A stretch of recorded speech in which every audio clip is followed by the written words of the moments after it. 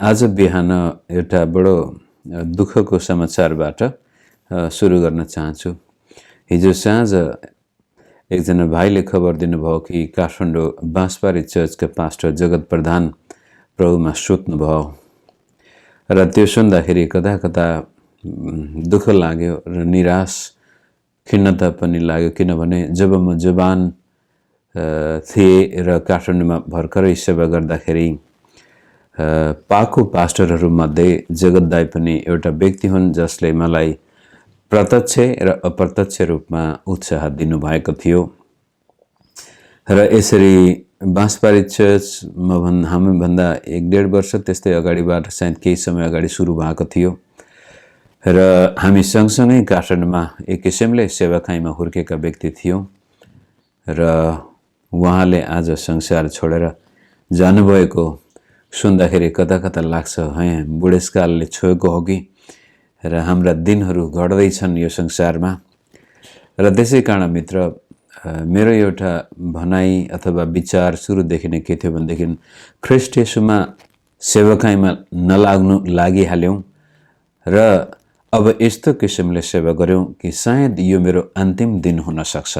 आज मैले यहाँसँग बोल्दै गरेको वचन सायद यो अन्तिम पनि हुन सक्छ र यदि त्यस्तो प्रकारको सोचबाट हामी सेवा गर्छौँ भनेदेखि त्यसपछि यो जीवनलाई लटरपटर गरेर यो जीवनमा आत्मिक जीवनमा नैतिक जीवनमा दाग लाग्ने काम गर्नुको सट्टामा मानिसहरूबाट फाइदा लुट्नुको सट्टामा जीवनको अन्तिम साससम्म परमेश्वरको वचन बोलेर मानिसहरूमा जीवन आएको नै देख्ने चाहना छ मेरो पनि र जीवनको अन्तिम घडीसम्म अथवा आज नै जानुपर्ने दिन आए पनि अन्तिम शब्द यदि म बोलिरहेछु भनेदेखि त्यसबाट परमेश्वरको वचनले मानिसमा जीवन ल्याओस्।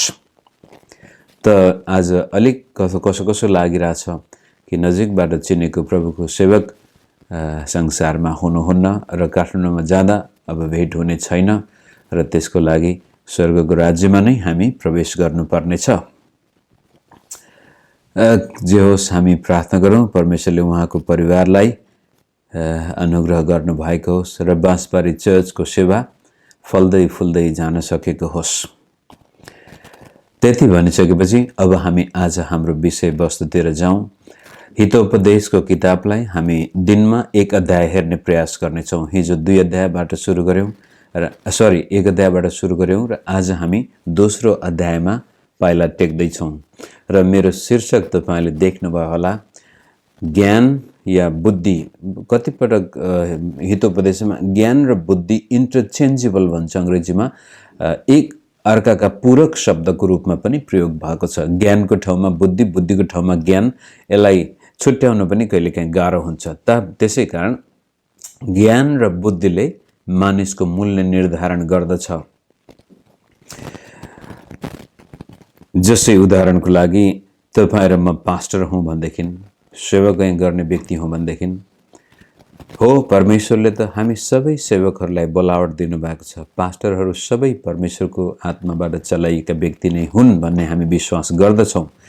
तर त्यो पास्टरले पुलपिटबाट जुन प्रकारको सेवा गर्दाखेरि मानिसमा कस्तो प्रकारको प्रभाव पर्दछ, त्यो पवित्र आत्माको अभिषेकका साथसाथै त्यो मानिसको मगजमा भएको ज्ञान बुद्धिले पनि योगदान पुर्याइरहेको हुन्छ।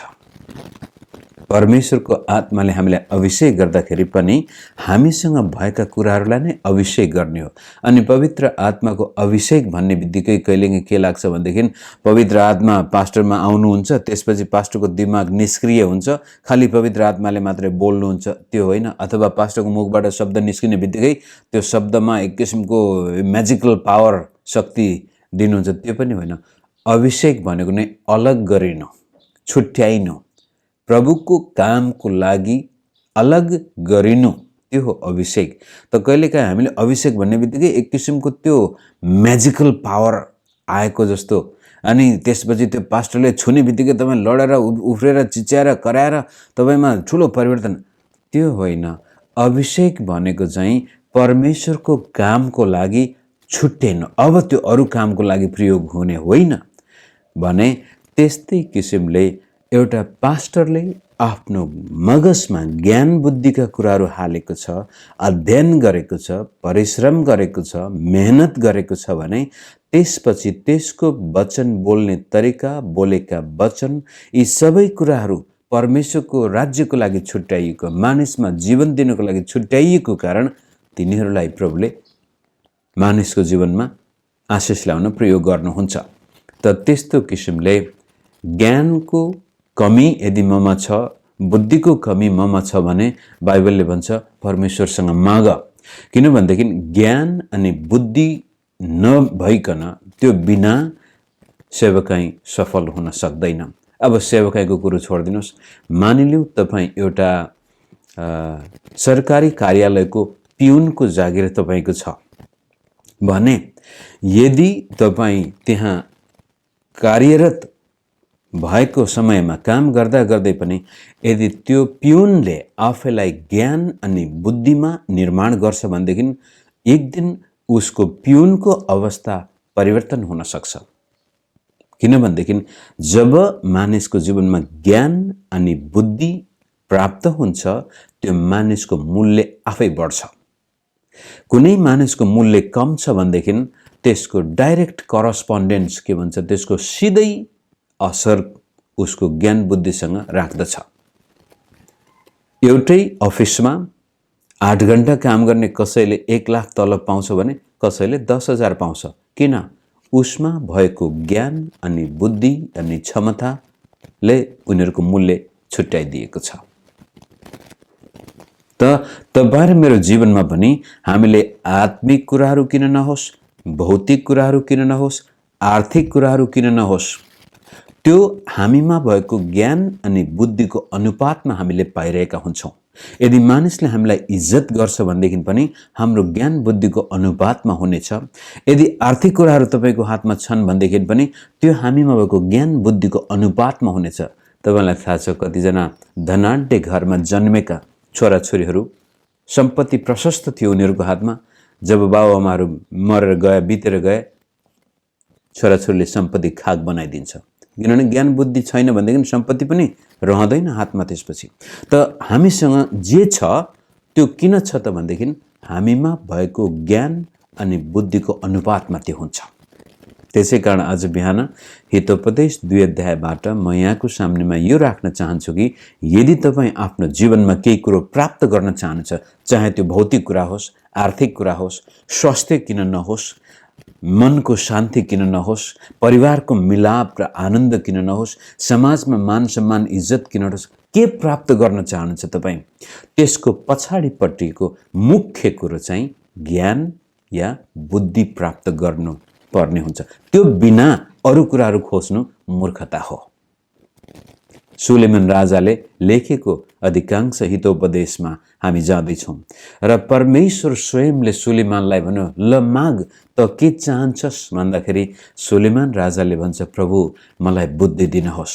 अनि परमेश्वरले भन्छ, तैले बुद्धि मागेको कारण म तँलाई सम्पत्ति पनि शक्ति पनि तँलाई यति सफल र शक्तिशाली व्यक्ति बनाउने छु। अर्थात् त्यहाँको प्रिन्सिपलले के देखाउँछ भनेदेखि तपाईँ जीवनमा केही कुरो प्राप्त गर्न चाहनुहुन्छ भनेदेखि तपाईँको बुद्धिको ब्यारोमिटर, त्यो नाप्ने नाप चाहिँ अलि ठुलो हुनु पर्यो। यसो प्रभु जब आफ्नै सहरमा प्रचार गर्न जानुभयो, उहाँले गजब राम्रो किसिमले प्रचार गर्नुभयो, अचम्मका ज्ञानका कुराहरू मानिसलाई सुनाउनु भयो। तर त्यहाँका मान्छेले के भने सुन्नुभयो, यो फलानुको छोरा होइन, यसका दाजुभाइहरू हामीसँगै छैनन्। दाजुभाइ भन्नाले भाइहरू, 4 जना भाइहरू थिए प्रभुका, त्यो मरियम र युसुफबाट, अनि बहिनीहरू चाहिँ कति थिए थाहा थिएन। यसका भाइ र बहिनीहरू हामीसँगै छैनन्, यसले कहाँबाट यस्तो बुद्धिको कुरा। अर्थात् यी मूर्ख गाउँलेहरूले कहिले पनि सिक्ने कुरामा ध्यान दिएको देखिँदैन, बुद्धिका कुरामा ध्यान दिएको देखिँदैन, ज्ञान गुणका कुराहरूको पछि नलागेर यिनीहरू चाहिँ फेमिल्यारिटी ब्रिड्स कन्टेम्प्ट भन्ने एउटा अङ्ग्रेजी शब्द उखान छ। त्यो के भने तपाईँले धेरै कुनै मान्छेलाई नजिकबाट चिन्नुभयो भने त्यसलाई आदर दिनुको सट्टामा अनादर गर्न थाल्नुहुन्छ। अनि अर्को नेपाली उखान छ, नजिकको तीर्थ हेला। अब हामी हिन्दू मित्रहरूकै कुरा गरौँ, हरिद्वार, ऋषिकेश, कता प्रयागराज जान कति दुःख गरेर जान्छन्, तर काठमाडौँमा भएको पशुपतिमा उनीहरू जाँदैनन्। नजिकको तीर्थ हेला। कहिलेकाहीँ मानिस किन ज्ञान बुद्धिका कुराहरूतिर मन लगाउँदैन भनेदेखि ऊ साह्रै जीवनका साधारण कुराहरूसँगै व्यस्त भइरहेको हुन्छ र नौलो कुरा देख्ने बित्तिकै उसलाई त्यसपछि सिक्नुको सट्टामा आलोचना गर्न मन लाग्छ। त्यसै हिसाबले अब युरोपको कुरा गर्दाखेरि, पश्चिमी सभ्यताको कुरो गर्दाखेरि हामीले जहिले पनि युनानमा जानुपर्छ अथवा एथेन्समा जानुपर्छ। अनि बाइबलले एथेन्सवासीहरूको व्याख्या गर्दाखेरि यिनीहरू कस्ता खालका मान्छे भने दिनभरि केही कुरो नयाँ कुरो सुन्ने बित्तिकै त्यसको बहस गरेरै बसिराख्थे। एथेन्सका मानिसहरू यस्ता गजबका थिए कि नौलो कुरो सुन्ने बित्तिकै त्यो कुरो सिक्नको लागि दिनभरि बहस गर्दै बिताउँदथे। त्यसै कारण त आजसम्म पश्चिमा संसारको सोच अनि विचार एथेन्सको सोच र विचारबाट प्रभावित छ। युरोप पनि एकदमै त्यस्तै किसिमको रूढिवादी अन्धविश्वास है, यो ग्रिक देवताहरूको कथा तपाईँले पढ्नु भने एकदमै बडो गजबको छ, त्यहाँ अनौठा खालका छन्। त्यस्तो अनौठो प्रकारको अन्धविश्वासमा बाँचेको सभ्यता थियो युरोपियन सभ्यता। तर एथेन्सको ज्ञानको खोजीले गर्दाखेरि वेस्टर्न सिभिलाइजेसन आज चरम शक्तिशाली भएको छ। ज्ञान बुद्धिका कुराहरूदेखि लिएर, आविष्कारका कुराहरूदेखि लिएर, सुख आरामदायक कुराहरू, सबै कुराहरू युरोपबाट भए। अब चीनको पनि धेरै ठुलो ज्ञानी सभ्यता हो, तर त्यहाँबाट आजसम्म विकास भएका कुराहरूमध्ये अहिले बल्ल पश्चिमा संसारबाट आएर देख्यो। जापानको कुरो गर्दाखेरि पनि हामीले जापानको इतिहास पढ्यौँ भने 1800 वर्षतिर हो क्या हो, जापानको सम्राटले युरोपमा भएको इन्लाइटनमेन्ट के भन्छ ज्ञानको उदय भएपछि उसलाई लागेछ होइन यो युरोपियनहरूले नयाँ नयाँ कुराहरू, हतियारहरूदेखि लिएर युद्ध रणनीतिहरू धेरै विकास गरेको छ भनेर आफ्ना देशका विशिष्ट विद्वानहरूको टोली पठाएर लामो समयसम्म युरोपमा अध्ययन गर्न गए र ती विद्वानहरू फर्केर आएर जापानलाई त्यसपछि युरोपले यसरी यो कुराको कारण विकास गरेको रहेछ भनेर जापानले आफ्नो शक्तिलाई अझ माथि लैजान सकेको थियो त्यो बेलादेखि नै। त मैले आज के भन्दैछु भनेदेखि तपाईको मूल्य कति छ मित्र, ज्ञानले निर्धारण गर्दछ, बुद्धिले निर्धारण गर्दछ। र ज्ञान बुद्धि यो विद्वान व्यक्तिले मात्रै जन्मसिद्धै कोही पनि विद्वान भएर आउँदैन। जिनियस भन्ने अंग्रेजी शब्द छ र हो कोही त्यस्तै अटिस्टिक दिमाग कस्तो हुन्छ भने कहिलेकाहीँ हाम्रो दिमागको कुनै भाग एकदमै बढी काम गर्ने, कुनै कम गर्ने भइदिन्छ। त्यो कुनै कुनै व्यक्तिमा त्यस्तो हुन सक्छ, बडो तीक्ष्ण बुद्धि। तर अधिकांश मानिसहरूको दिमाग उस्तै हो, हामी सबैको दिमाग उस्तै हो, तर त्यसलाई कसरी प्रयोग गर्छौं त्यसले भर पर्दछ, त्यसमा फरक पर्दछ। म धेरै लामो यता आज आउनुहोस् हामी यो बुद्धिको बारेमा अब के भन्छ त हितोपदेश 2 अध्यायको 1 देखि 6 पदसम्म बुद्धि खोज्नको लागि हामीलाई उत्साह दिएको छ। यहाँ यसरी भन्छ, हे मेरो छोरा, यदि तैँले मेरा वचनहरू ग्रहण गरिस् र मेरा आज्ञाहरू तेरो मनभित्र राखिस् भने, बुद्धिका कुराहरूमा ध्यान दिइस् र तेरो हृदयलाई समशक्तितिर लगाइस् भने, अन्तर्दृष्टिको लागि पुकारा गरिस् र समशक्ति पाउनलाई चर्को स्वरले पुकारिस् भने, यदि तैँले चाँदी झैं त्यसलाई खोजिस् र गाढा धन झैं त्यो खनिस् भने, तैँले परमप्रभुको भय बुझ्नेछस् र परमेश्वरको ज्ञान प्राप्त गर्नेछस्, किनभने परमप्रभुले बुद्धि दिनुहुन्छ र उहाँको मुखबाट ज्ञान र समशक्तिका कुराहरू निस्कन्छन्। त पहिलो कुरो सुलेमान राजाले आफ्नो छोरालाई भन्दैछ, छोरा बुद्धिको खोजी गर, सुन चाँदी भन्दा पनि अझ बढी त्यसप्रति त चासो राख, त्यसलाई जमिनमा खनेर चाँदी निकाले जस्तै खन र त्यसपछि चिच्या करा, जे गर्नुपर्छ गर र मेरा कुरामा ध्यान दे, मलाई सुन र ज्ञान बुद्धिका कुरालाई स्वीकार गर, बुद्धि खोज। साधारण शब्दमा बुद्धिको लागि परिश्रम गर, अध्ययन गर, जान, थाहा पा। नजान्नु बडो दुःखलाग्दो कुरो हो मानिसको जीवनमा। अंग्रेजी शब्द इग्नोरेन्स इज ब्लिस भन्छ। कहिलेकाहीँ चाहिँ थाहा नपाउनु हामीलाई सब ठिक छ मलाई भन्छ। अब तपाईले बेला बखतमा भनेको सुन्नु भएको छ होला कि मूर्खले सोच्छ मलाई सबै कुरा थाहा छ, बुद्धिमानले सोच्छ मलाई त केही पनि थाहा छैन। अब एथेन्सकै विद्वानले भन्छ I know one thing that I know nothing. सोक्रेटिसले भनेको I know one thing that I know nothing. त्यो विद्वानले मात्र, बुद्धिमानले मात्रै स्वीकार गर्दछ कि मैले सिक्नुपर्ने धेरै छ, अहिलेसम्म त मैले केही पनि सिकेको रहेनछु।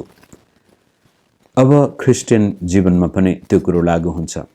अब तपाईँ कोही कोही पास्टर प्रचारकहरूले प्रचार गरेको, वचन दिएको, शिक्षा दिएको सुन्दाखेरि यसो लाग्छ कि ती मित्रहरू त पुरै स्वर्ग पुगेर उनीहरूको दिमागमा त पुरै परमेश्वरको प्रकाशले भरिको, अब उनीहरूले सिक्नुपर्ने केही बाँकी छैन। अरू पास्टरले सिकाउने बित्तिकै उनीहरूलाई यो को हो र, यो त हिजो अस्तिको हो भनेर आलोचना तुरन्तै गरेको सुनिन्छ।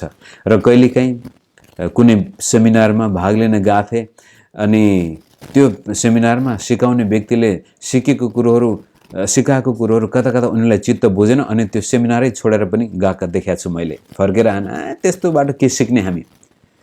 त्यो व्यक्तिले मात्र त्यस्तो विचार गर्दछ जो अझै बुद्धिमानको पंक्तिमा आएको छैन। बुद्धिमान मानिसले सबैको कुरो सुन्छ।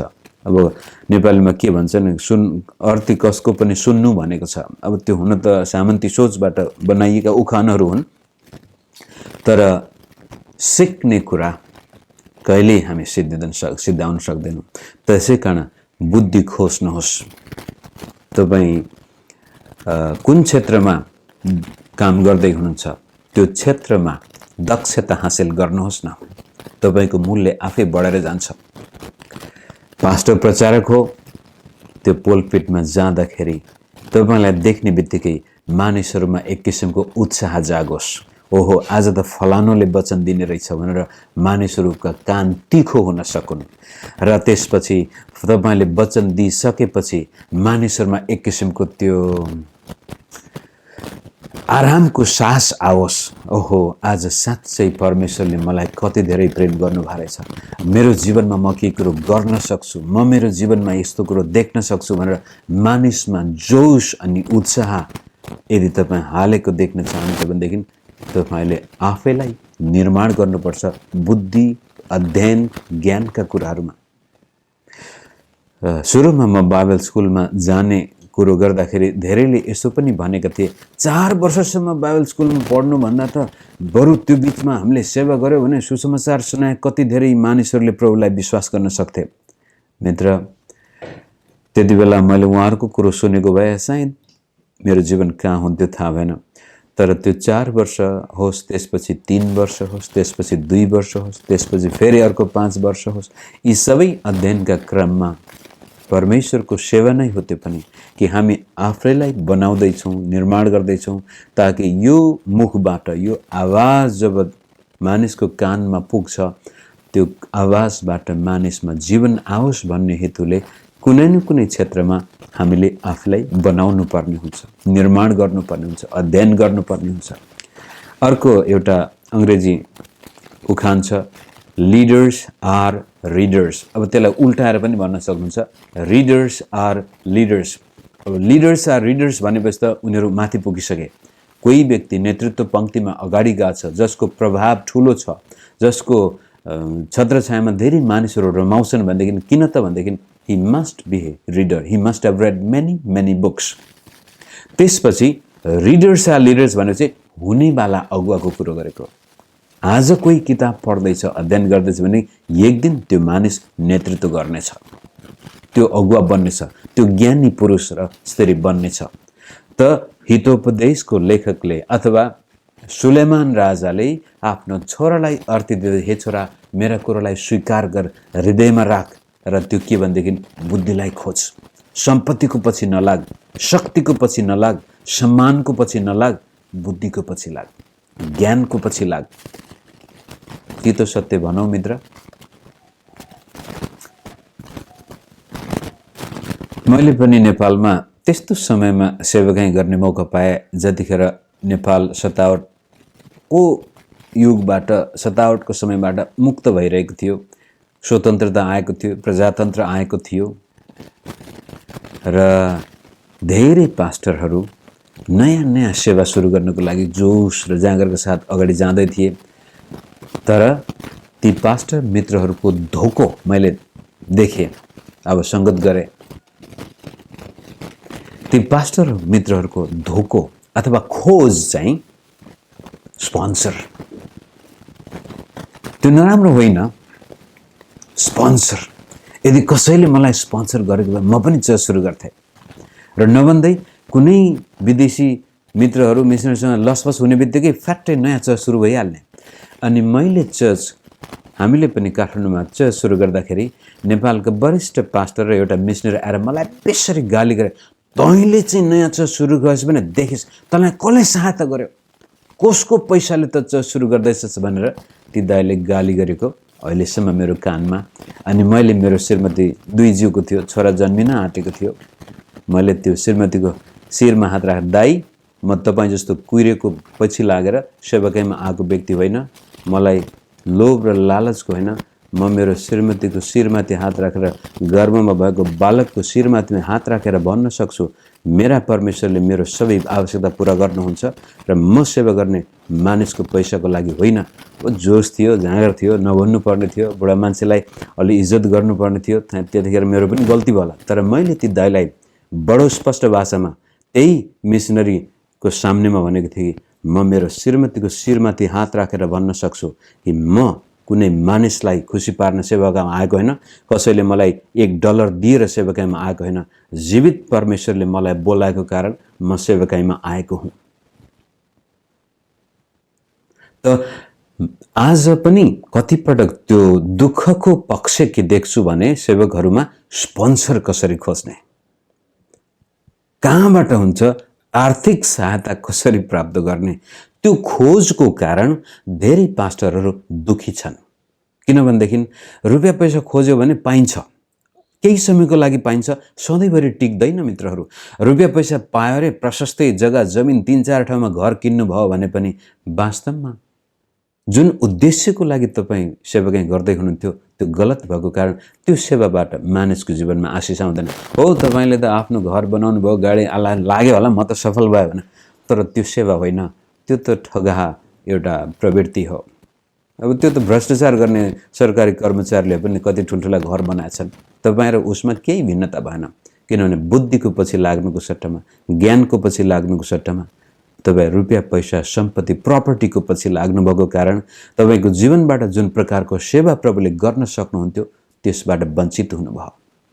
त मित्र, तपाईँ र म सेवाकाई गर्ने व्यक्तिहरू, ख्रीष्ट येशूमा विश्वास गर्ने मानिसहरू भनेदेखि हाम्रो पहिलो खोज बुद्धिलाई खोज, ईश्वरीय ज्ञानलाई खोज। अनि याकुबको किताबले यदि तिमीहरूमध्ये कोही ज्ञानमा कमी छ भने त्यसले परमेश्वरसँग मागोस् र उहाँले हामीलाई नझर्किकन दिनुहुन्छ। म कता कता पुगेछु, बुद्धि खोज्नुपर्छ, आफै आउँदैन, त्यत्तिकै परमेश्वरको आत्माले खन्याइदिने पनि होइन। यो हामीले अध्ययन गर्नु पर्दैन, पवित्र आत्माको अभिषेकले सबै कुरा बोल्नुहुन्छ भन्ने पास्टरहरू नै पछि गएर मण्डलीको लागि घातक बनिदिन्छन्।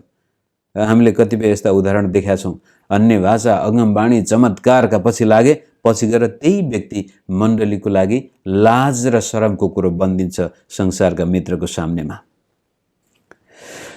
7 पदबाट 11 पदसम्म बुद्धिका फाइदाहरू पनि हामीले, ओहो मेरो समय गएछ, माफ गर्नुहोस्, बुद्धिका फाइदाहरू के रहेछन् त 7 पदबाट हेरौँ। उहाँले इमान्दारको लागि आफ्नो भण्डारमा विजय साँचेर राख्नु भएको छ। विजय, अर्को शब्द सक्सेस पनि भन्ने शब्द छ त्यहाँनिर, सफलता साँचेर राख्नु भएको छ। जसको चाल निर्दोष छ तिनीहरूका लागि उहाँ ढाल हुनुहुन्छ, सुरक्षा, सक्सेस एन्ड शिल्ड अङ्ग्रेजीमा, यहाँ चाहिँ विजय भनेछ। परमेश्वरले दिने ज्ञान तपाईँमा छ भने तपाईँ सफल र सुरक्षित व्यक्ति हुनुहुनेछ। हामी त्यसै हेर्दै जाउँ, किनभने 8 पदमा उहाँले न्यायको मार्ग रक्षा गर्नुहुन्छ र आफ्ना विश्वासयोग्य भक्तजनहरूको बाटो सुरक्षित राख्नुहुन्छ। परमेश्वरले हामीलाई सुरक्षा दिनुहुन्छ। कसरी? जब हामी उहाँको ज्ञान अनि बुद्धि खोज्दछौँ। ज्ञान बुद्धिले हामीलाई सुरक्षा दिन्छ। अब हेर्दै जाउँ, तब धार्मिकता न्यायसङ्गत र उचित के हो, साथै हरेक असल मार्ग के हो तैले बुझ्नेछस्। कस्तो खालको सुरक्षा? गलत मार्गबाट जान यसले हामीलाई सुरक्षा प्रदान गर्नेछ। हाम्रा पाइलाहरू गलत मार्ग जानबाट यसले रोक्नेछ। एक्सटर्नल प्रोटेक्सनका साथसाथै इन्टर्नल प्रोटेक्सन, बाहिरी सुरक्षाका साथसाथै बुद्धिले भित्री सुरक्षा पनि प्रदान गर्दछ। बुद्धिको फाइदा, बुद्धिमान मानिस गलत बाटोमा जाँदैन। मैले हिजो पनि हो कि अस्ति भनेको थिएँ, मानिस किन अपराधी बन्छ? बुद्धिको कमी, चेतनाको कमी। उसमा अवेरनेस छैन, ऊ पशु भइदिन्छ र ऊ अपराधी बन्छ। र यहाँ पनि बुद्धि प्राप्त गर्ने मानिस गलत बाटोमा जाँदैन।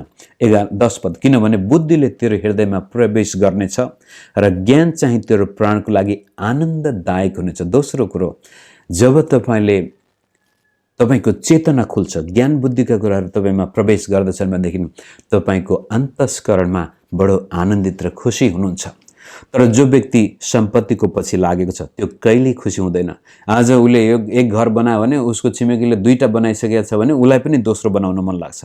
सम्पत्तिले कहिले पनि मानिसलाई पूर्ण सन्तुष्टि दिन सक्दैन, शक्तिले पनि दिन सक्दैन। सन्तुष्टि दिन्छ भनेदेखि ज्ञानले मात्र दिन्छ, बुद्धिले मात्र दिन्छ। त्यसै कारण अब बुद्ध जस्ता व्यक्तिहरू, महावीर जस्ता व्यक्तिहरू, कन्फ्युसियस जस्ता व्यक्तिहरू, सोक्रेटिस जस्ता व्यक्तिहरू किन खुसी भए? रमाई उनीहरूले मृत्युलाई समेत किन स्वीकार गर्न सके? किनभने उनी ज्ञानी पुरुष थिए, बुद्धि चेतनशील व्यक्ति थिए। चेतनामा जब हामी प्रवेश गर्दछौँ नि मित्र, यसले हामीलाई बडो गजबको आनन्द दिन्छ। तपाईँ बेखुसी मानिस हो भने सायद चेतनाको कमी छ।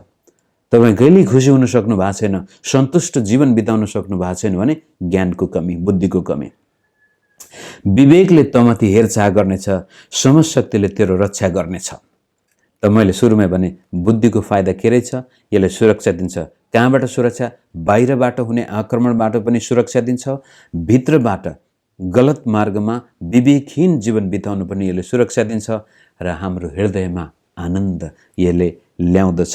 त्यसपछि 12 देखि लिएर 15 पदसम्म बुद्धिले गलत दुष्ट मानिसबाट पनि हामीलाई सुरक्षा दिन्छ भने यसले लेखेछ, बुद्धिले तँलाई दुष्ट चालबाट र छली कुरा गर्ने मानिसहरूबाट जोगाउनेछ। त्यस्ताहरू इमान्दारीको चाल त्यागेर अन्धकारमा हिडडुल गर्छन्। तिनीहरू खराब काम गर्नमा प्रसन्न हुन्छन् र दुष्टको बदमाशीमा रमाउँछन्। जसका बाटाहरू बाङ्गो टिङ्गो र जसका आफ्नै चालहरू कुटिल छन्। यो कुटिल र दुष्ट मानिसबाट पनि बुद्धिले हामीलाई सुरक्षा प्रदान गर्न सक्छ। जब तपाईँ ज्ञान बुद्धिले भरिएको व्यक्ति हुनेछ, त्यस्ता दुष्ट मानिसहरूको दुष्ट प्रवृत्तिलाई तपाईँले टाढैबाट देख्नुहुनेछ। र पछि गएर भनेछ, मूर्खले चाहिँ खतरा आएको देख्छ र त्यतैतिर जान्छ, तर बुद्धिमान खतराबाट उम्कन सक्छ। बुद्धिले मात्रै तपाईँलाई सुरक्षा प्रदान गर्न सक्छ। अब युद्धहरू पनि लडाइँमा बुद्धिमान राजा, बुद्धिमान कमान्डर, बुद्धिमान कप्तानले युद्ध सजिलै जित्न सक्थ्यो। मूर्खसँग जतिसुकै बल भए पनि ती पराजित नै हुन्थे। त बुद्धिले हामीलाई दुष्ट मानिसबाट पनि सुरक्षा गर्छ। पहिलो कुरो आफ्नै विवेकबाट, गलत बाटोमा जानबाट सुरक्षा गर्थ्यो भने अब दुष्ट मानिसहरूको बहकाइमा पनि हामी लाग्दैनौँ र दुष्ट मानिसले हाम्रो विरुद्धमा चालेका कुटिल चालहरूबाट पनि हामी सुरक्षित बन्न सक्छौँ भने तेस्रो कुरो बुद्धिले हामीलाई यौन दुराचारबाट पनि बचाउँछ। व्यभिचारका कुराहरू हेर्नुहोस्, दुष्टाइका कुराहरू, क्षणिक फाइदाको लागि भ्रष्टाचार इत्यादि, चोर डकैती, सम्पत्ति आर्जनको लागि गर्नबाट पनि विद्वान मानिस सुरक्षित हुन्छ भने, बुद्धिमान मानिस सुरक्षित हुन्छ भने त्यसपछि यौन दुराचार अर्को एउटा खतरनाक चिज जसले हामीलाई नाशमा लैजान्छ, त्यसबाट उम्कनको लागि पनि यसरी लेखेको छ 16 पदबाट, बुद्धिले तँलाई व्यभिचारिणी र अनैतिक स्त्रीका लोभ्याउने कुराहरूबाट जोगाउने छ। जसले आफ्नो यौवनको पतिलाई त्यागेकी छे र परमप्रभुको सामु आफूले बाँधेको करारको व्यवस्था गरेकी छे, त्यसको घरभित्र पस्नेलाई मृत्युले ओह्रालै लैजान्छ र त्यसको बाटोमा लाग्नेहरू मृतकहरूको देशमा पुग्छन्। त्यस स्त्री कहाँ जानेहरू कोही पनि फर्केर आउने छैनन्, न त त्यस्ताहरूले जीवनको मार्ग नै भेटाउनेछन्। यहाँनिर चाहिँ व्यभिचारको खतरा, सेक्सुअल इमोरालिटी यस्तो भयानक चिज हो जसले हाम्रो ज्ञान बुद्धि सदाको लागि नष्ट गरिदिन्छ, जसको कारण हामी जीवनको मार्गमा आउनुको सट्टामा मृत्युको मार्गमा गइरह हुन्छौँ, तर हामीलाई थाहा हुँदैन। अब यसमा धेरै कुराहरू भन्न सक्छ, तर यति चेतनशील व्यक्ति, बुद्धिमान मानिस यौन दुराचारमा फस्दैन। बेकुब मूर्ख मानिस मात्रै त्यतातिर लाग्छ र वन्स एक पटक व्यभिचारको पापमा मानिस जब पतन हुन्छ, त्यसपछि उसलाई फर्केर आउन निकै गाह्रो हुन्छ मित्र। मृत्युले त्यसलाई अब पक्डिसकेको हुन्छ। त्यसै कारण नयाँ नियमले पनि जसले व्यभिचार गर्दछ त्यसले आफ्नै शरीरको विरुद्धमा पाप गर्दछ भनेको छ। त्यति भनिसकेपछि मेरो समय पुरै मैले बढी लिए आज। अन्तिममा चाहिँ बुद्धिमान मानिस स्थिर रहन्छ, त्यो स्थापित हुन्छ, तर मूर्ख विनाश हुन्छ, उजाड हुन्छ। त्यहाँ यसरी भनेछ 20 पदबाट, यसै कारण भला मानिसहरूको अनुसरण गर र धर्मी मानिसको चालमा लागिबस, किनभने धर्मीहरू देशमा बास गर्नेछन्। They will live in the land. जहाँ हुनुहुन्छ त्यहाँ तपाईँको स्थिर बास, स्थायित्व हुनेछ भन्न खोजेको हो। बास गर्नेछन् र निर्दोष मानिसहरू त्यहाँ रहनेछन्, तर दुष्टहरू देशबाट जरै समेत उखेलिनेछन् र विश्वासघातीहरू झार झैँ फ्याँकिनेछन्। त बुद्धिको आवश्यकता मित्र। तपाईँ आफ्नो मूल्य बढाउन चाहनुहुन्छ, बुद्धि खोज्नुहोस्। त्यसपछि सुरक्षित मार्गमा हिँड्न चाहनुहुन्छ, विवेकबाट सुरक्षित बस्न चाहनुहुन्छ, बुद्धि खोज्नुहोस्। दुष्ट मानिसबाट बच्न चाहनुहुन्छ, बुद्धि खोज्नुहोस्। व्यभिचारको पापबाट बच्न चाहनुहुन्छ, बुद्धि खोज्नुहोस्। आफ्नो जीवनमा स्थायित्व देख्न चाहनुहुन्छ, तपाईँको प्रभाव पछिसम्म परेको देख्न चाहनुहुन्छ, बुद्धि खोज्नुहोस्। बुद्धि प्राप्त गर्नुभयो, ज्ञान प्राप्त गर्नुभयो, सिपहरू तपाईँको हातमा छन् भनेदेखि तपाईँ माथि जानुहुनेछ। तपाईँको आर्थिक उन्नति हुनेछ, तपाईँको सम्मान मानिसले गर्नेछन् र तपाईँको प्रभाव अझ फराकिलो भएर मानिसको माझ पुग्नेछ। यति भन्दै मेरो गन्थन यहीँ राख्छु। जय मसीह।